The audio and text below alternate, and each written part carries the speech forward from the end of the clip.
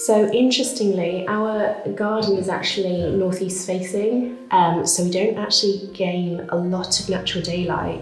It's more indirect. So we'll get the rising sun and then potentially setting at the end. Because of those constraints, it was really paramount to maximise the glass in this space to get that secondary lighting. Hence, it kind of informed the design in terms of how much overhead light can I achieve, and also maximise that gable end as well. So it sort of informed the design, the light very much did, which it does happen in the design process. Yeah, we wanted also the sort of side lights of the door as well, so we can see all the way through from front to back. Yeah. That's sort of part of views, yeah. getting all the glazing right. Yeah.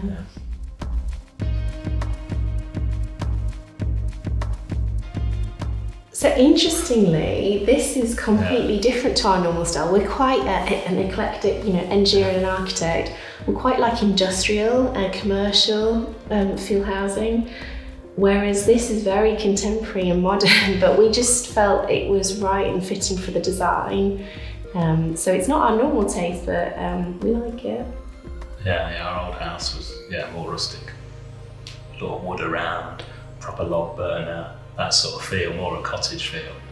And this is massively different, but it just suits the style.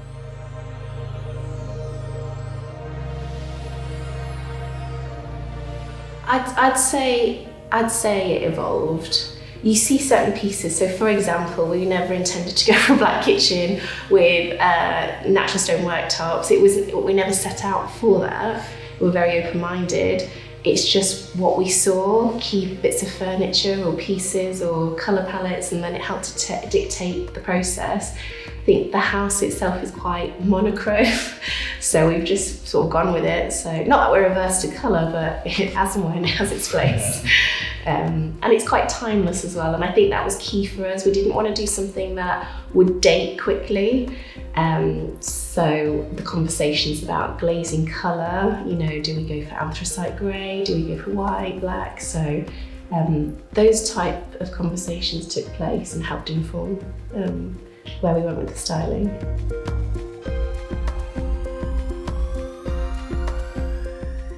It was a really simple decision for me.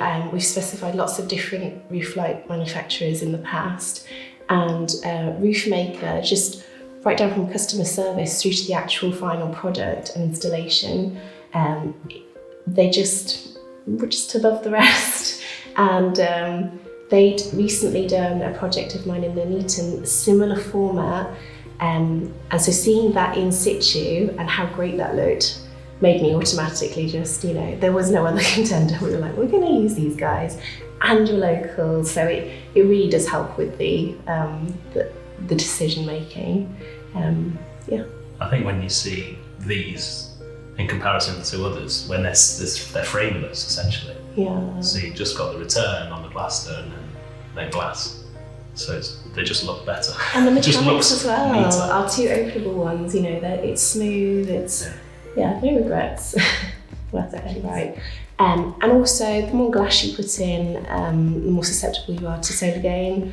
And so, like you alluded to, natural ventilation, cross-flow ventilation, so having them perpendicular to one another, and then the conscious choice of having them in the centre as opposed to the outer edge, just to help alleviate with smells, and it's all thought about.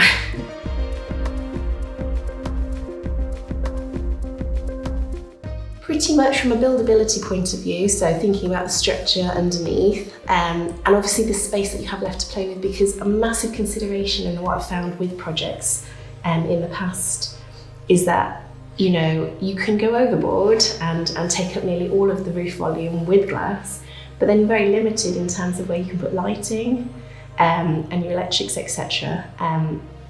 So you need to think about from that point of view. But also we wanted it to maximise the amount of light, because, as we said, we needed to get as much natural daylight into the space as possible.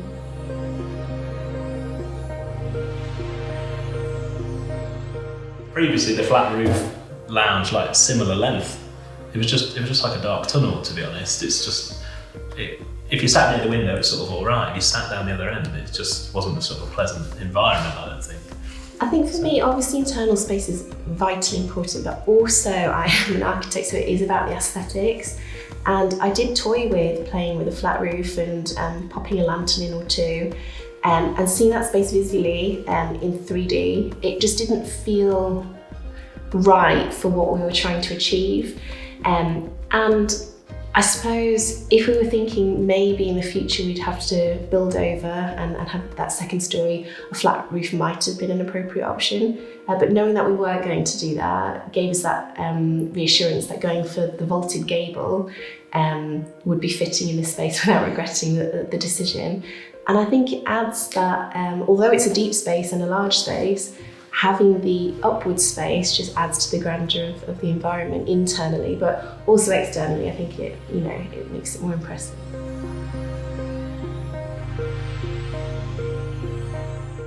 Definitely this space. Yeah, there's nice spaces. We've got a balcony with good views up there, and these sort of bedrooms are nice, fire, etc. But this is the space. This is where we spend most of our time. This is the area we love being.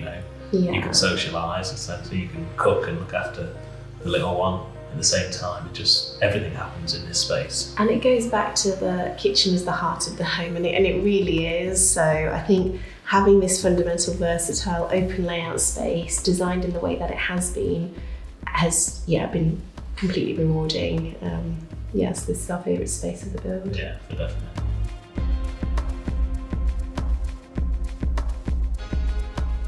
Obviously I'm going to say this because I'm an architect, but get the infrastructure right at the beginning, get it designed right, and then you should negate any issues in the future. No end of times I've had to go in, to a project retrospectively and try and salvage situations, and it's more painful and it costs more money. Yeah, and it costing more money. And more of a headache. So if you get everything that you need to done correctly, it should help you later on down the line for the actual build.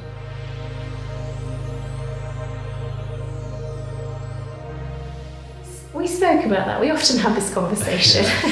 It's normally, if we'd known how much it was going to cost, would we still have gone ahead with it?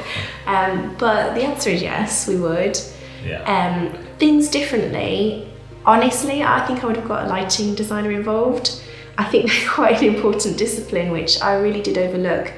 And perhaps, just felt wasn't necessary and that I should know the spaces, but seeing projects where they have been involved in comparison to where they haven't, it makes a massive impact. So obviously natural daylight and glazing, but artificial lighting too. I think if we were to go back, I would get a lighting design done, I think.